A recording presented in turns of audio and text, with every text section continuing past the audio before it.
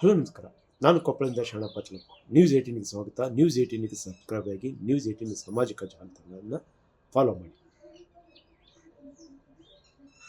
ಕೊಪ್ಪಳದಲ್ಲಿ ಕಳೆದ 15 ವರ್ಷಗಳ ಹಿಂದೆ ಒಂದು ಡೈರಿ ಆರಂಭ ಆಯಿತು.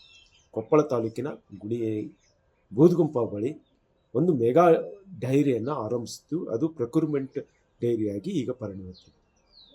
2012ರಲ್ಲಿ ಅಂದಿನ ಮುಖ್ಯಮಂತ್ರಿಯಾಗಿರುವಂಥ BS ಯಡಿಯೂರಪ್ಪನವರು ಈ ಒಂದು ಡೈರಿಯನ್ನು ಶಂಕುಸ್ಥಾಪನೆ ಮಾಡಿದರು.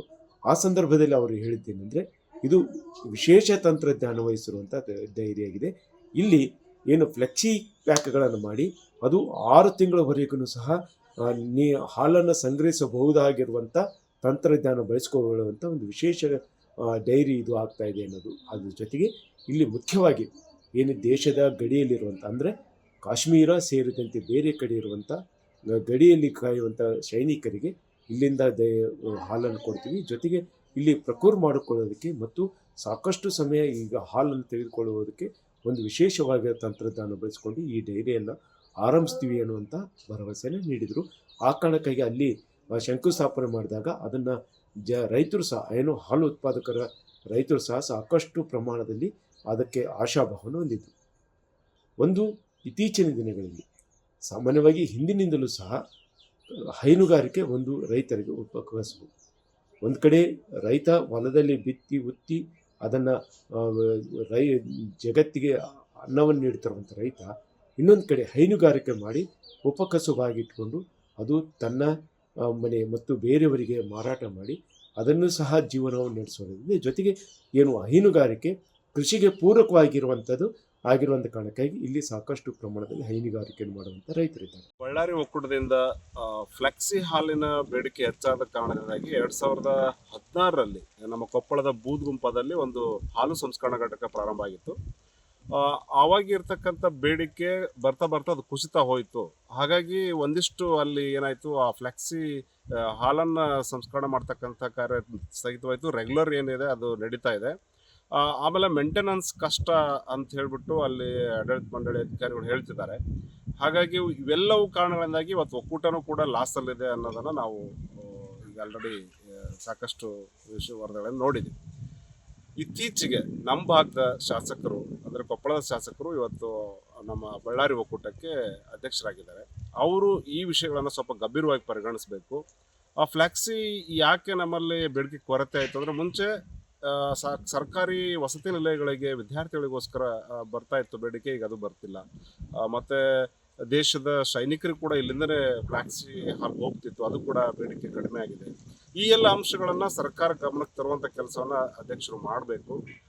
ಜೊತೆಗೆ ಈಗೇನು ಬೂದಗುಂಪ ಡೈರಿಯಲ್ಲಿ ಆಗ್ತಕ್ಕಂಥ ಕಾರ್ಯಚಟುವಟಿಕೆಗಳು ಏನು ಗಣನೀಯವಾಗಿ ಕಡಿಮೆ ಆಗಿದೆ, ಅವುಗಳನ್ನು ಮತ್ತಷ್ಟು ಬಲಪಡಿಸಬೇಕು, ಹೆಚ್ಚಿಸಬೇಕು. ಇದರಿಂದ ಇಲ್ಲೂ ಕೂಡ ಒಂದು ಎಂಪ್ಲಾಯ್ಮೆಂಟ್ ಜನರೇಟ್ ಆಗುತ್ತೆ. ಜೊತೆಗೆ ಡೈರಿಯ ಒಂದು ಅಳಿವು ಉಳಿವಿನ ಪ್ರಶ್ನೆ ಇದೆ ಇಲ್ಲಿ. ಹಾಗಾಗಿ ಅದನ್ನು ಗಂಭೀರವಾಗಿ ಪರಿಗಣಿಸಬೇಕು.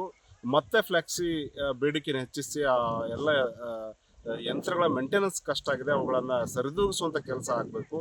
ಹಾಗಾಗಿ ಅಧ್ಯಕ್ಷರು ಇದ್ರ ಬಗ್ಗೆ ಅತಿ ಹೆಚ್ಚಿನ ಒಂದು ಗಮನ ಹರಿಸಿ ತಮ್ಮ ಅವಧಿಯಲ್ಲಿ ಒಂದು ಒಕ್ಕೂಟವನ್ನು ನಷ್ಟದಿಂದ ಲಾಭದತ್ತ ಒಯ್ಯಬೇಕು ಅನ್ನೋ ಭರವಸೆ ನಮ್ಮಲ್ಲಿದೆ.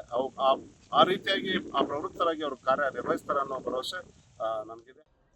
ಈ ಕಾರಣಕ್ಕಾಗಿ ಹೈನುಗಾರಿಕೆಯಲ್ಲಿ ಈಗ ನಂದಿನಿ ಏನಿದೆ, ಕರ್ನಾಟಕ ಸರ್ಕಾರದ ಸ್ವಾಮ್ಯದಲ್ಲಿರುವಂಥ ನಂದಿನಿ ಹಾಲಿಗೆ ಉತ್ಕೃಷ್ಟ ಮಟ್ಟದ ಗುಣಮಟ್ಟ ಇದೆ. ಅದು ದೇಶದಲ್ಲಿಯೇ ಸಹ ಹೆಸರುವಾಸಿಯಾಗಿರುವಂಥ ಹಾಲಾಗಿರುವಂಥ ಕಾರಣಕ್ಕಾಗಿ ಇಲ್ಲಿ ಈ ನಂದಿನಿ ಹಾಲಿಗೆ ಇನ್ನೂ ಹೆಚ್ಚು ಬೇಡಿಕೆ ಇರುವಂಥ ಸಾಧ್ಯತೆ ಇದೆ.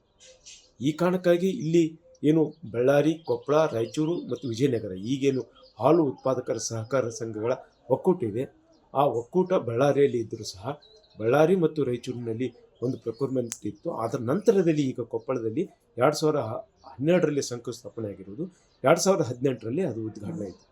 ಇಲ್ಲಿ ಈಗ ನಿತ್ಯ 1.5 ಲಕ್ಷ ಲೀಟರ್ನಷ್ಟು ಹಾಲು ಬರ್ತಾಯಿದೆ. ಅದನ್ನು ಸಂಸ್ಕರಣೆ ಮಾಡಿ ಹಾಲು ಮತ್ತು ಅದು ಬಳಕೆಗೆ ಹೋಗ್ತಾ ಇದೆ. ಆದರೆ ಇಲ್ಲಿ ಹಿಂದೆ ಇದನ್ನು ಆರಂಭ ಮಾಡುವಾಗ ನೀಡಿರುವಂಥ ಭರವಸೆ ಹಾಗೆ ಹೋಗಿದೆ. ಏನು ವಿಶಿಷ್ಟ ತಂತ್ರಜ್ಞಾನ ಬಳಸಿರುವಂಥ ಯಂತ್ರಗಳಿದ್ದರೂ ಸಹ, ಅಂದರೆ ಫ್ಲೆಕ್ಸಿ ಪ್ಯಾಕನ್ನು ಮಾಡ್ಕೊಳ್ಬೇಕಾಗಂತ ಇದರಲ್ಲಿ ಅದನ್ನು ಮಾಡೋಕ್ಕಾಗ್ತಾ ಇಲ್ಲ. ಯಾಕೆ ಆಗ್ತಾಯಿಲ್ಲ ಅನ್ನೋದಕ್ಕೆ ಅದು ನಂದಿನಿಯವರು ಹೆಚ್ಚು ಅದನ್ನು ಪ್ರಚಾರ ಮಾಡಿ ಅದನ್ನು ಕಳಿಸುವಂಥ ತಂತ್ರಜ್ಞಾನಕ್ಕೂ ಮತ್ತು ಅದನ್ನು ಏನು ಒಡಂಬಡಿಕೆಗಳಿದಾವೋ ಅವುಗಳನ್ನು ಮಾಡದೇ ಇರುವಂಥ ಕಾರಣಕ್ಕೂ ಇದೆ. ಆದರೆ ಫ್ಲೆಕ್ಸಿ ಪ್ಯಾಕ್ಗಳ ಹೆಚ್ಚು ಬೇಡಿಕೆ ಇಲ್ಲ ಅನ್ನೋಂಥ ಕಾರಣಕ್ಕಾಗಿ ಈಗ ಅದನ್ನು ಮಾರಾಟಕ್ಕೆ ಮತ್ತು ಹಾಲು ಪೌಡ್ರು ಈ ರೀತಿ ತುಪ್ಪ ಮೊಸರು ಈ ರೀತಿ ಬೇರೆ ಬೇರೆ ಇವುಗಳನ್ನು ಮಾಡ್ತಾರೆ. ಆದರೆ ಇದೇ ಸಂದರ್ಭದಲ್ಲಿ ಕೊಪ್ಪಳ ಜಿಲ್ಲೆಯವರೇ ಆಗಿರುವಂಥ ಕೊಪ್ಪಳದ ಶಾಸಕರಾಗಿರುವಂಥ ರಾಘವೇಂದ್ರ ಹಿಟ್ನಾಳ್ ಈಗ ಬಳ್ಳಾರಿ, ರಾಯಚೂರು, ವಿಜಯನಗರ ಮತ್ತು ಕೊಪ್ಪಳದ ಹಾಲು ಉತ್ಪಾದಕರ ಸಹಕಾರ ಸಂಘದ ಅಧ್ಯಕ್ಷರಾಗಿದ್ದಾರೆ.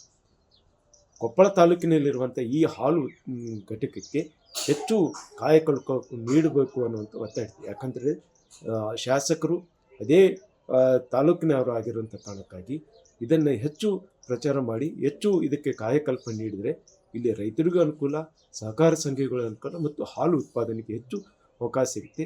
ಜೊತೆಗೆ ಈ ಹಿಂದೆ ಇರುವಂಥ ತಂತ್ರಜ್ಞಾನ ಬಳಸಬೇಕು ಅನ್ನುವಂಥ ಒತ್ತಡ ಇದೆ.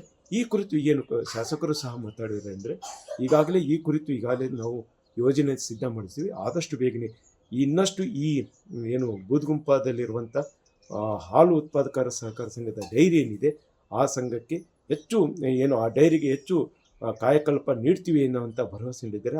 ನಮ್ಮ ಬೂದಗುಂಪ ಡೈರಿನಲ್ಲಿ ಪ್ರೊಕ್ಯೂರ್ಮೆಂಟ್ ಪ್ಲ್ಯಾಂಟ್ ಏನಿದೆ ಅಲ್ಲಿ ಪನ್ನೀರು ಮತ್ತು ಕರ್ಡು ಮಾಡಲಿಕ್ಕೆ ಈಗಾಗಲೇ ಸುಮಾರು 4.5 ರಿಂದ 5 ಕೋಟಿ ರೂಪಾಯಿ ಅನುದಾನ ಕೊಟ್ಟು ಟೆಂಡರ್ ಕರೀಲಿಕ್ಕೆ ಹೇಳಿದ್ದೇನೆ. KMF ಅನುದಾನದಲ್ಲಿ ಈಗಾಗಲೇ ಬಳ್ಳಾರಿಯಲ್ಲಿ ಮೆಗಾ ಡೈರಿಗೆ 2,92,00,000 ಲ್ಯಾಂಡ್ ಖರೀದಿ ಮಾಡಿ ಮತ್ತು KMRCನಲ್ಲಿ ಸುಮಾರು 80 ಕೋಟಿ ಈಗಾಗಲೇ ಅನುದಾನ ಒದಗಿಸಿದ್ದು ಅದನ್ನು ರಿವೈಡ್ ಮಾಡಿ 1.5 ಕೋಟಿಗೆ ಮಾಡಿ 3 lakh litre mega dairy procurement ಮಾಡಲಿಕ್ಕೆ ಕ್ರಮ ಕೈಗೊಂಡಿದ್ದೇವೆ. ಇಲ್ಲಿ ಕೂಡ ಕೊಪ್ಪಳದಲ್ಲಿ ಮುಂದಿನ ಆರ್ಥಿಕ ವರ್ಷದಲ್ಲಿ ಈ ಬೂದಗುಂಪಕ್ಕೂ ಹೈ ಟೆಕ್ನಾಲಜಿ ಇರ್ತಕ್ಕಂಥ ಪ್ರೊಕ್ಯೂರ್ಮೆಂಟ್ ಪ್ಲ್ಯಾಂಟನ್ನು ಮಾಡಲಿಕ್ಕೆ ಕೊಪ್ಪಳದಲ್ಲಿ ಕೂಡ ಪ್ರಾರಂಭ ಮಾಡ್ತೇವೆ. ಆದರೆ ಆ ಭರವಸೆ ಬೇಗ ಈಡೇರಲಿ ಅನ್ನೋದು ಇಲ್ಲಿ ಹಾಲು ಉತ್ಪಾದಕರ ಸಹಕಾರ ಸಂಘಗಳ ಸದಸ್ಯರ ಒತ್ತಾಯವಾಗಿದೆ. ಈ ನಿಟ್ಟಿನಲ್ಲಿ ಮುಂದೆ ಏನಾಗ್ತದೆ ಇದನ್ನು ಕಾಯ್ದುಕೊಳ್ಳಬೇಕಾಗಿದೆ. ಶರಣಪ್ಪ ಚಲಪೂರ್, ನ್ಯೂಸ್ 18 ಕೊಪ್ಪಳ. ನಿರ್ಭೀತ, ನಿಷ್ಪಕ್ಷಪಾತ, ವಿಶ್ವಾಸಾರ್ಹ ಸುದ್ದಿಗಳಿಗೆ ಮತ್ತೊಂದು ಹೆಸರಾಗಿರೋ ನ್ಯೂಸ್ 18 ಕನ್ನಡ ಈಗ ಆಪ್ನಲ್ಲೂ ಲಭ್ಯ ಇದೆ. ದಯವಿಟ್ಟು ಇಲ್ಲಿರೋ QR ಕೋಡ್ ಅನ್ನು ಸ್ಕ್ಯಾನ್ ಮಾಡಿಕೊಂಡು ಆಪ್ ಡೌನ್ಲೋಡ್ ಮಾಡೋದಕ್ಕೆ ಮರಿಬೇಡಿ. ನಿಮ್ಮ ಬೆಂಬಲ ಹೀಗೆ ಸದಾ ನಮ್ಮೊಂದಿಗಿರಲಿ. ಧನ್ಯವಾದ.